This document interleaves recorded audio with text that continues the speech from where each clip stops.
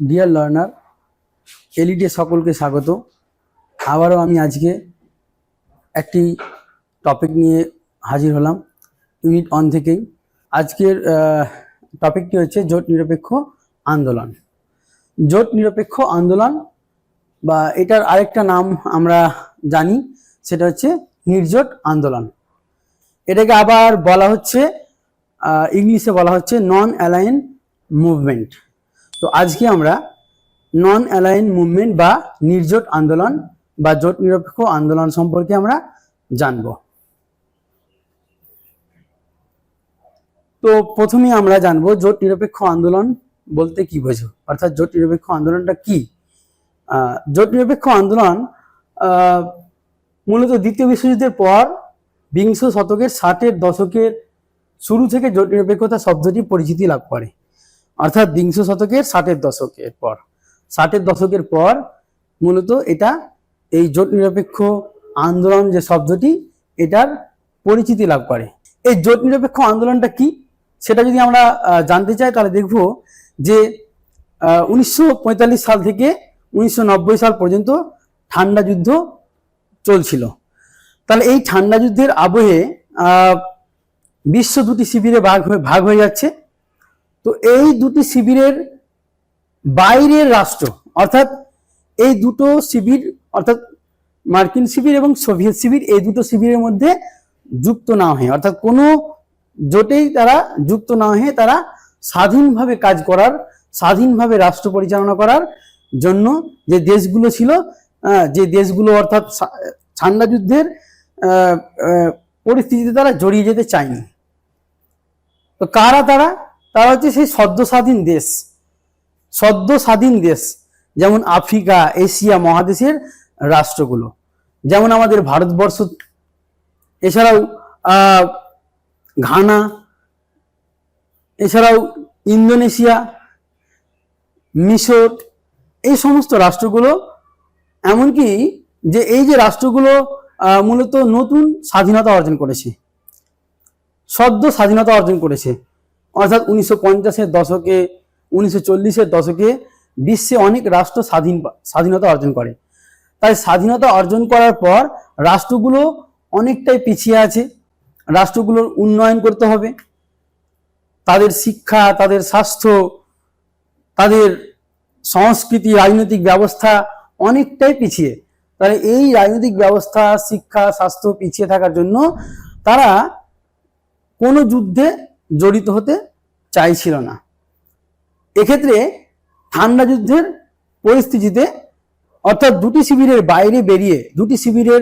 বাইরে যে স্বাধীনভাবে রাষ্ট্রগুলো তাদের দেশ পরিচালনা করা, বাণিজ্যিক আদান প্রদান করা, এই সমস্ত প্রেক্ষাপটেই তারা থাকতে চেয়েছিল, অর্থাৎ তারা কোনো শিবিরে যুক্ত হতে চাইছিল না।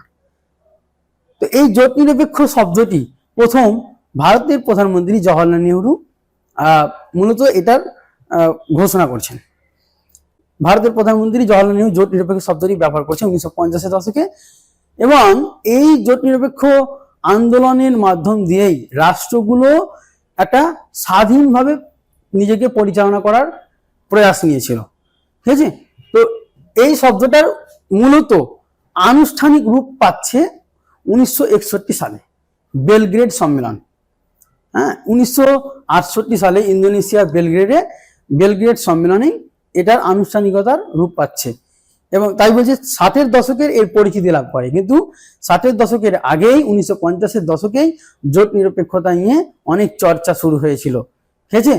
তো এক্ষেত্রে আমরা দেখবো যে 50-এর দশকের মাঝামাঝি ভারতের নেহরু, যুগোস্লাভিয়ার মার্শাল টিটো এবং ইজিপ্টের নাসেরের উদ্যোগে জোট নিরপেক্ষতার সূচনা হয় এবং অচিরেই একটি আন্দোলনের রূপ লাভ করে। তাহলে এখানে দেখবো 50-এর দশকের মাঝামাঝি সময়ের দিকে ভারতের প্রধানমন্ত্রী এবং যুগোস্লাভিয়ার মার্শাল টিটো, যুগোস্লাভিয়ার রাষ্ট্রনায়ক, ঠিক আছে, এবং ইজিপ্ট অর্থাৎ মিশর, এখানে আমরা মিশরে বলতে পারি, তাহলে মিশরের নাসের হচ্ছে গামাল আবদেল নাসের, এটার এর পূর্ণ নাম হচ্ছে গামাল আবদেল নাসের। এদের 3 দিনের আলোচনার প্রেক্ষাপটেই মূলত জোট নিরপেক্ষ আন্দোলনের মূলত সূচনা বা আন্দোলনের সূচনা ঘটছে এবং একটা জোট নিরপেক্ষ আন্দোলনের রূপ নিচ্ছে বা নির্জোট আন্দোলনের রূপ নিচ্ছে এবং 1960-এর দশকে এটা পরিপূর্ণতা পাচ্ছে, একটা আনুষ্ঠানিক রূপ পাচ্ছে অনেকগুলো রাষ্ট্রকে নিয়ে। মূলত তৃতীয় বিশ্বের রাষ্ট্রগুলোকে নিয়েই এই জোট নিরপেক্ষ আন্দোলন উদ্ভব ঘটে। তৃতীয় বিশ্বের রাষ্ট্রগুলো যেগুলো সদ্য স্বাধীন দেশ, অর্থাৎ তারা স্বাধীনতা অর্জন করলো, তারা তো এখন তারা দীর্ঘদিন ধরে ঔপনিবেশিক শাসনের অধীনে ছিল, পরাধীন ছিল। তাই পরাধীনতার জালে জর্জরিত থাকার ফলে তারা স্বাধীনতা অর্জন করলো। তাই তাদের অনেক উন্নয়ন করতে হবে, রাষ্ট্র অনেক পিছিয়ে আছে। তাই এই রাষ্ট্রের উন্নয়নের কথা ভাববে না ঠান্ডা যুদ্ধে তারা জড়িত হবে? যদি ঠান্ডা যুদ্ধে তারা জড়িত হয়ে যায় তাহলে কিন্তু তাদের আর্থিক দিক থেকে অনেকটা পিছিয়ে যাবে, তাদের উন্নয়ন থমকে যাবে। তাই এই রাষ্ট্রগুলো মূলত জওহরলাল নেহরু এবং তৃতীয় বিশ্বের আরো অন্যান্য রাষ্ট্রগুলোকে নিয়ে জওহরলাল নেহরু প্রথম জোট নিরপেক্ষ শব্দটি ব্যবহার করছেন এবং সেখানে জোট নিরপেক্ষতার মাধ্যমে তারা ঠান্ডা যুদ্ধের যে শীত যুদ্ধের যে স্পর্শ সেখান থেকে তারা দূরে থেকেছিল। অর্থাৎ তাদের এখন অনেক উন্নয়ন করা দরকার। তারা এই মুহূর্তে যদি যুদ্ধ জড়িয়ে পড়ে তাহলে তাদের উন্নয়ন থমকে যাবে, তাদের যে রাষ্ট্রের যে অগ্রগতি সেটা কিন্তু থমকে যাবে। তাই তারা কি করেছিল? তাই তারা তৃতীয় বিশ্বের রাষ্ট্রগুলোকে নিয়ে একটা ফ্রন্ট তৈরি করে, একটা জোট তৈরি করে যে এই রাষ্ট্রগুলো ওই দুটো শিবিরে যুক্ত হবে না, কোনো শিবিরে নাই। তারা যুদ্ধের বিরোধী, তারা যে কোনো যুদ্ধের বিরোধী, তারা উপনিবেশবাদের বিরোধী, তারা অস্ত্র তৈরি করবে এটাও বিরোধী। অর্থাৎ কোনো রকম অস্ত্র তৈরি করবে না, কোনো রকম সামরিক জোটে তারা যুক্ত হবে না। এই ধরনের একটা চিন্তা ভাবনাকে কেন্দ্র করেই জোট নিরপেক্ষ আন্দোলন বা জোট নিরপেক্ষ একটা সংগঠন বা সংঘ তৈরি হয়েছিল এবং 1960-এর দশকে এটা আনুষ্ঠানিক রূপ পাচ্ছে।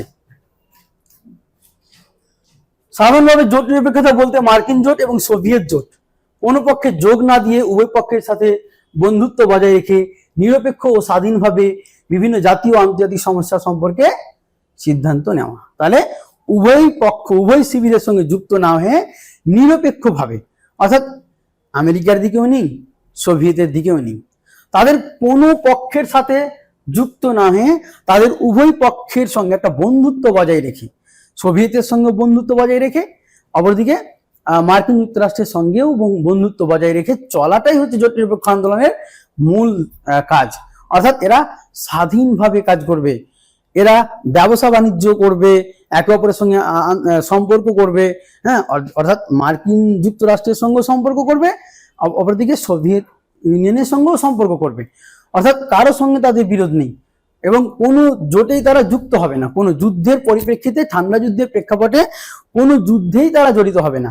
হ্যাঁ, তারা উভয়ের সঙ্গে বন্ধুত্ব বজায় রেখে স্বাধীনভাবে তারা বিদেশ নীতি পরিচালনা করবে, স্বাধীনভাবে তারা রাষ্ট্র পরিচালনা করবে, স্বাধীনভাবে তারা বাণিজ্যিক সম্পর্ক তৈরি করবে। এটাই ছিল জোট নিরপেক্ষ আন্দোলন।